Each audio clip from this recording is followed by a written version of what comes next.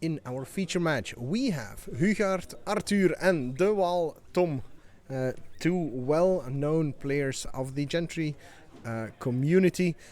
Arthur was one of the two players that actually drew the very original Gentry Open 1 before it was called as such, and Tom De Waal has been a mainstay multi-top 8 competitor in the format, really one of the backbones of the community as well. So very deserved. Both players still undefeated, though that will most likely end by the end of this round. Arthur is on a deck we've already seen in the hands of Lorenz, so Enigma and Crackling Drakes, and then we have Tom is on a very juicy Bond Elementals list, known for bringing funky stuff to the table, and he doesn't disappoint here either. His plan is getting Lumbering,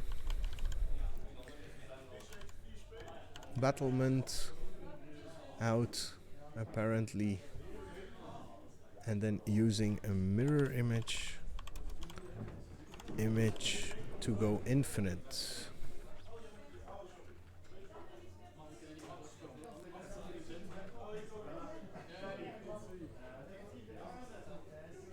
So he exiles it,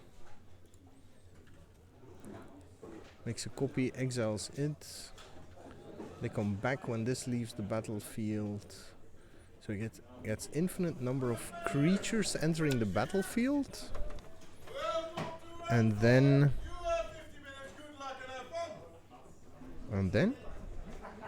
what happens if you have infinite triggers?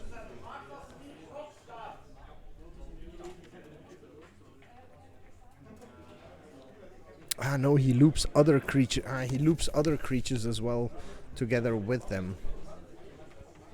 Okay, I'll be interested to see what happens. Sexy new second cam. Yes, we get to look at a side view of our players. So from Arthur, we'll see the Drakes. From Tom, we'll see the Risen Reefs with a bit of a late game surprise tacked in for extra value. Should be interesting. I hope he pulls it off here, so we get a display of what his take on Elementals is capable of. Mirror Image, a very interesting card that hasn't really been explored to its fullest potential in Gentry, and will unfortunately be leaving us soon anyway. Silly Sailor. Once upon a time a fixture, a mainstay of the format, brings his treasure to the table.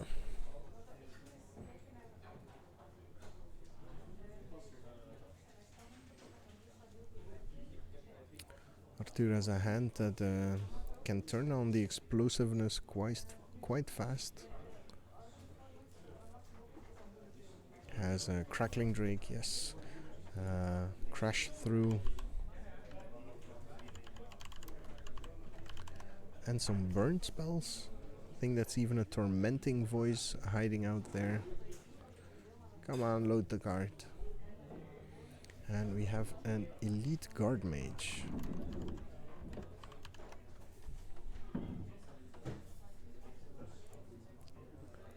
For Tom.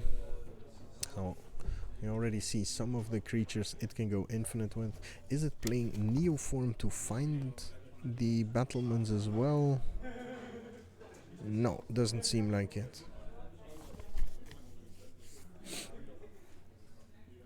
So that could be an avenue to have the deck survive into the future. Crash Through.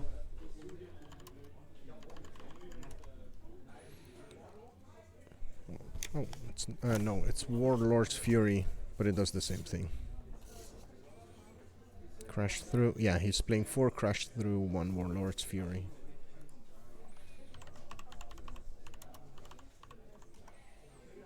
There we go.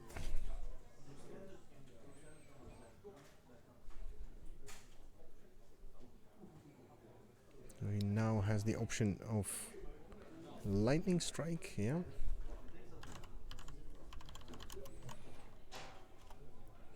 So afraid of what that guard mage could do if it was blinking around. Also realize that these players have been playing next to each other, or at least in close proximity of each other in the last few rounds, so they might have an idea of what the other person's deck is trying to pull off.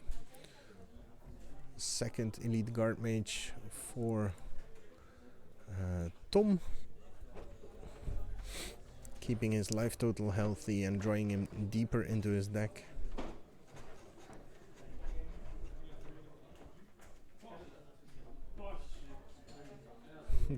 The sailor gets to go on to the offensive. Tom oozing in enthusiasm.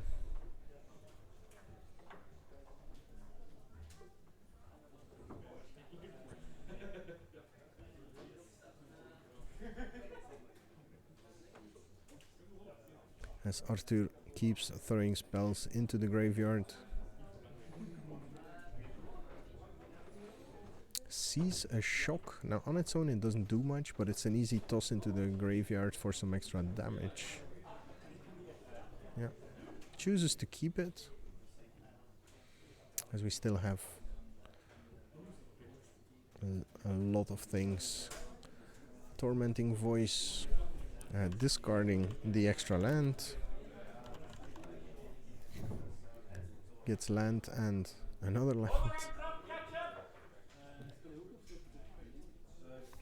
It's another version of Tormenting Voice though. Let's get the correct one. I think it's this one that he's playing. It's been reprinted in a different version in Standard as well. And we're getting a renamed one in Throne of Eldraine. Hey Rumifex, welcome. We have 43 players in the main event. And we see Justicar's, what's it called? Strike? Justicar's Portal.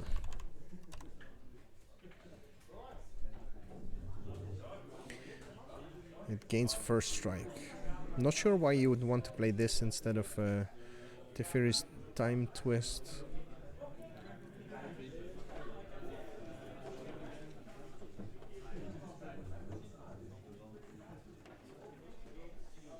Yeah, that shock goes to the face.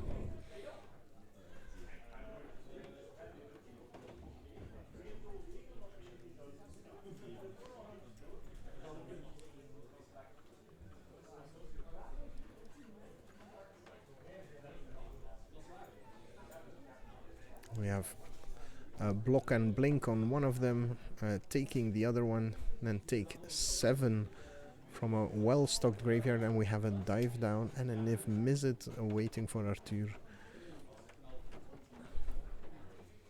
So Tom facing down lethal in the air, gets another blocker there, but we have Risen Reef Cloudkins here, and with one blue open he knows creatures are a safe cast here, so he gets to dig deeper. And if I understand the deck correctly, he really wants to keep that elite guard mage in play.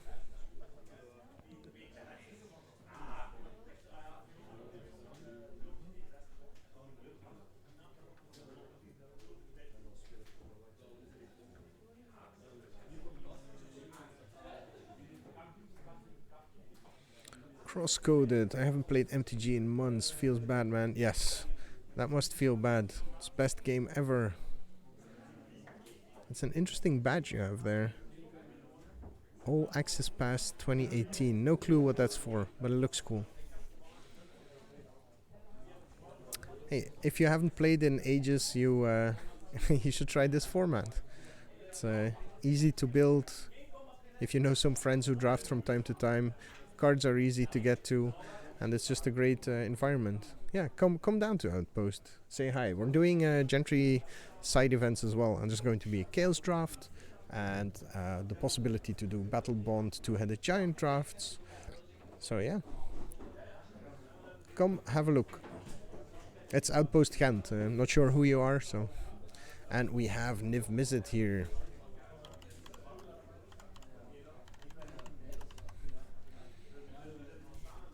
Which one are you? The Parun. One double block and a dive down taking care of that. As Arthur is grasping firm control of the game here.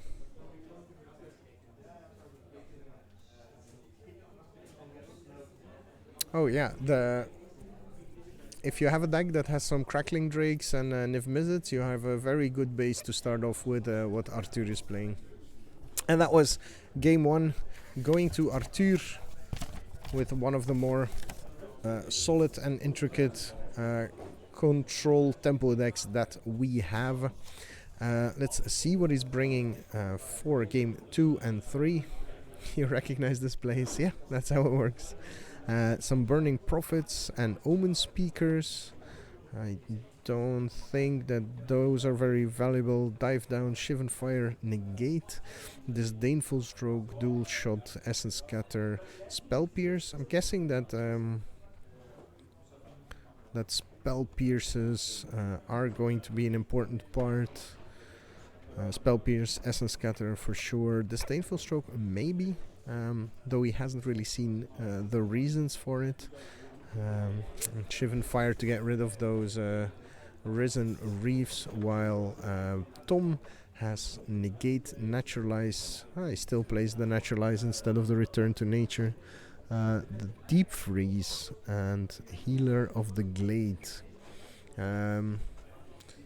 Deep Freeze is a possibility.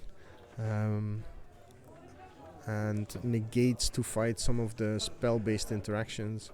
So he has quite a few things that he could bring in. And it looks like, yep, that does look like 8 cards. So I'm assuming that's 4 negates and 4 deep freezes. While Arthur, I expect him to go at least for the 3 Shivan Fires. And that's what we see there. The negates are already face up, showing he's not bringing those in. But bringing 8 cards in for Tom could be a struggle, so I expect him to take out some of his early protection. But what that exactly is, because all his early protection is also acceleration. And his deck looks like it wants to be so the combo for him is Lumbering Battlement, exiling a creature when it enters the battlefield ability, and a Mirror Image, then play a Mirror Image, getting rid of as a lumbering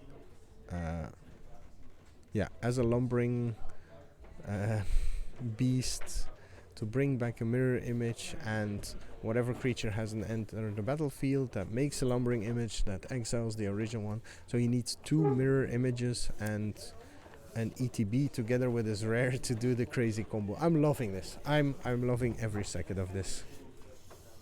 If I come over, can I say hi to you? Yeah, of course you can. Recently bought my playmat there, Black Lotus playmat, because then I own an official Black Lotus. Yeah, cool. That's how it works. That's totally how it works. Should have thought that instead of buying an unlimited one. Oh, long weekend. Halfway through the Swiss. We got this, fam.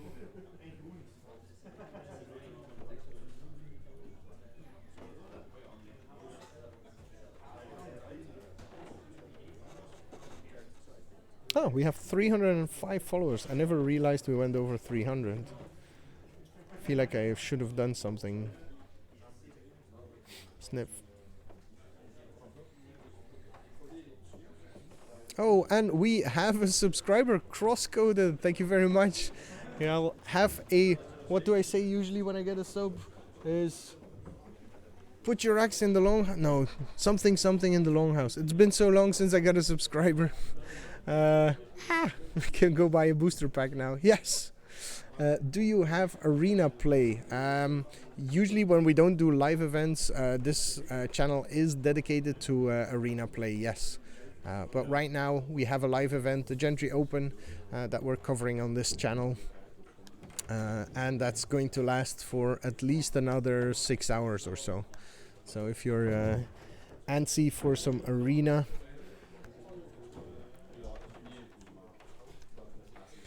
once I move out, I might go to FNM in Outpost. Cool.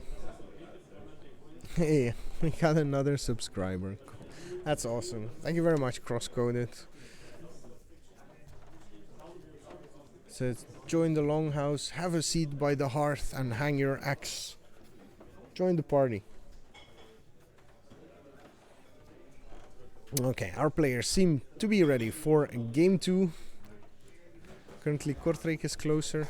Kortrijk is a pretty nice environment as well.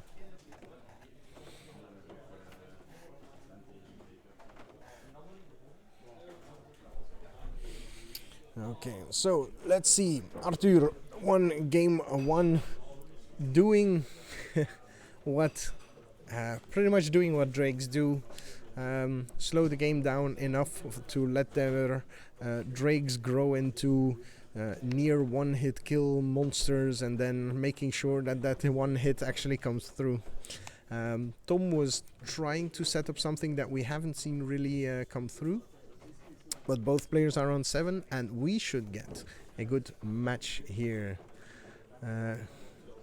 Granddaddy Gentry, yes, Tom de Waal, the creator of infinite decklists, in the feature match, undefeated in round 4. Is there a Discord for Gentry play on Arena? Yes, there is. You can find it if you go to arena.gentrymagic.com. Let me just throw that in the chat.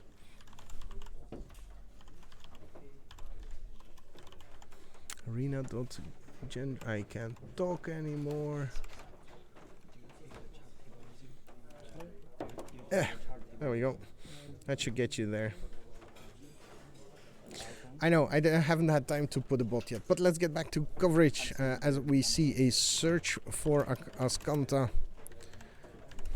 and a Cloudkin Seer squaring off against each other. So the value engine for Arthur is up and running here.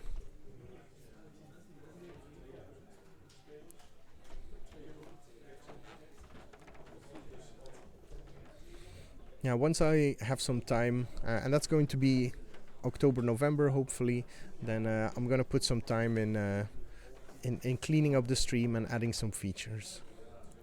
Crash throughs are being cycled for Arthur.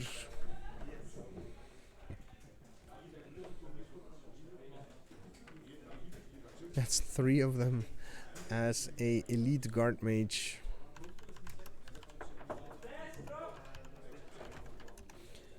Comes in for Tom, getting to put some pressure against an Arthur that's not doing too hot. Gets a Phoenix in the graveyard. That'll come back pretty soon, I expect. The Arclight Phoenix.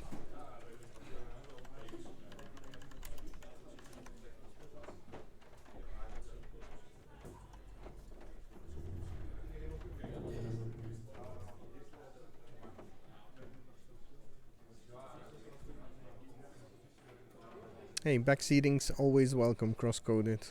What cards are in Gentry? Anything since Ixalan. So, quite a bit here. We get an Enigma Drake at 4/4 now. So, a pretty big stop sign in the air. Ooh, and we get the first mirror image for Tom. Remember, he needs a second one, and then a lumbering battlements to go infinite. Yeah, Enigma Drakes, yeah, they're awesome too. Unfortunately, they'll be rotating out in 2 weeks, but you still have Crackling Drakes, they're big brothers.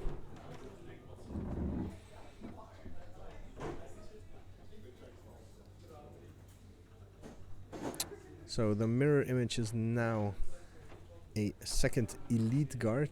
Gutter Snipes, yes, there's Gutter Snipes in Gentry currently.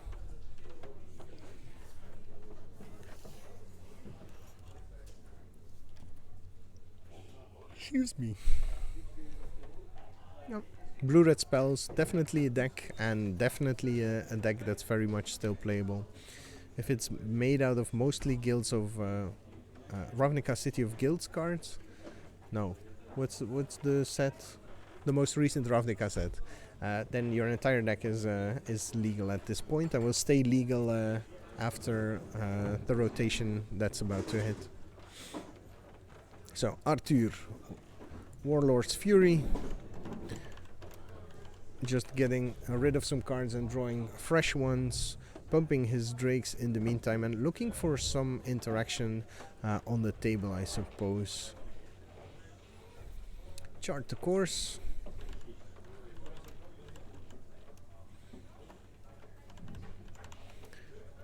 Keeps digging.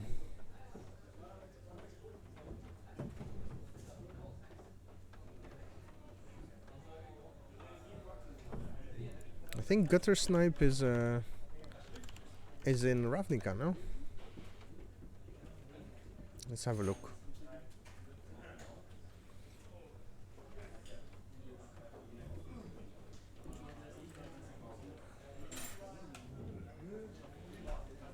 Ah, no, it was core set 19, so yeah, it won't be legal soon. Ah, I get a wild strawberry to appear from off screen. Arclight Phoenix comes back because he played 2 spells. That was the Crash Through and the the Warlord's Fury and the Crash Chart the Course.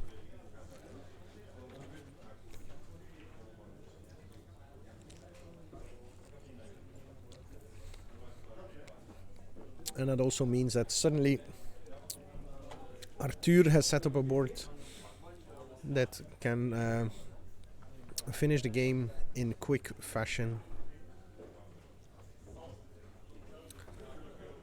Another elite guard mage.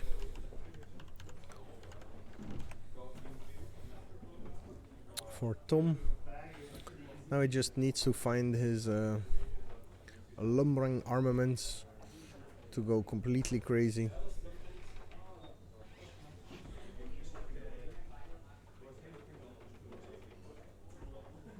Only I got free strawberries, but we've given away tons of goodies to our players. I think everybody got way more than their 20 euros of entry fee already, and then we're giving away tons of boosters as well. If you want to get back into MTG, would it be better to buy a booster box or just buy the cards I want? To be honest, that depends how you want to experience it. If you want to dive all the way... No. Usually getting the cards you want is the better deal. But is that the most fun one? It makes it harder to like experiment and build stuff. Best way is just to become a part of your community again. See what kind of things that are floating around for new and returning players. We have a very strong community when it comes to that here in Ghent. Tom already offering up his guard mage to the Enigma Drake. Has a board that's lethal in 2 turns. But that Arclight Phoenix is most likely going to back. People still play Commander very, very much, yes.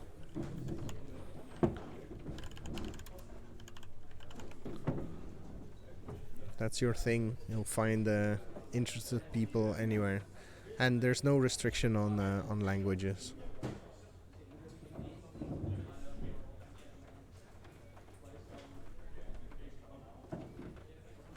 Okay. So Crackling Drake joins the fray on Arthur's side. Tom has a full hand to play with still, but he's under a lot of pressure with those 2 Crackling Drakes. I think they hit for 6 just now.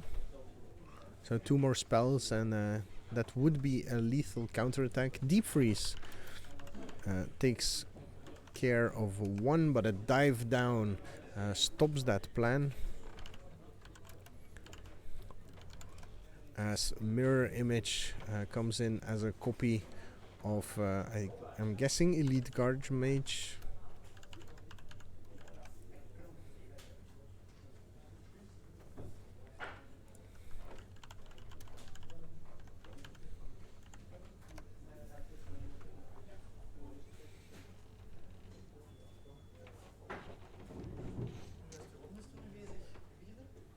As Tom is trying to stay in the game, facing off against increasingly scary, it's a broken sleeve, increasingly scary Drakes on the other side.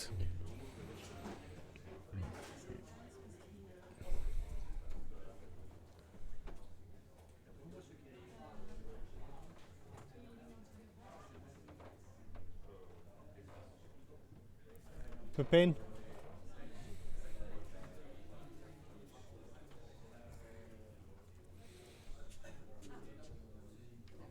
Yep. There we go. Okay. Another Mirror Image bites the dust.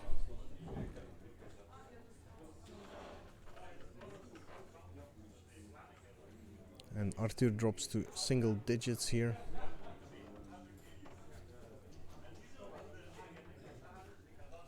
They got there, that got there.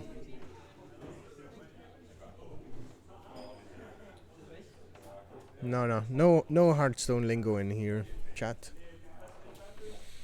Okay, Risen Reef. Tom still digging. Finds another Risen Reef, it seems. He's going to need both of his flyers to block. Arthur reading. Leafkin.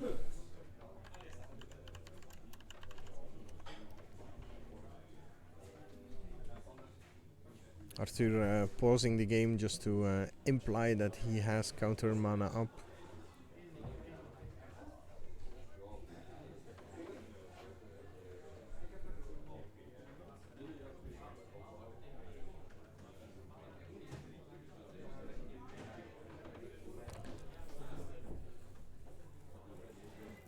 Having counter mana up means that you have the mana available, so the untapped lands, to play a counter spell, to show that you have the capability of stopping a spell that your opponent is casting.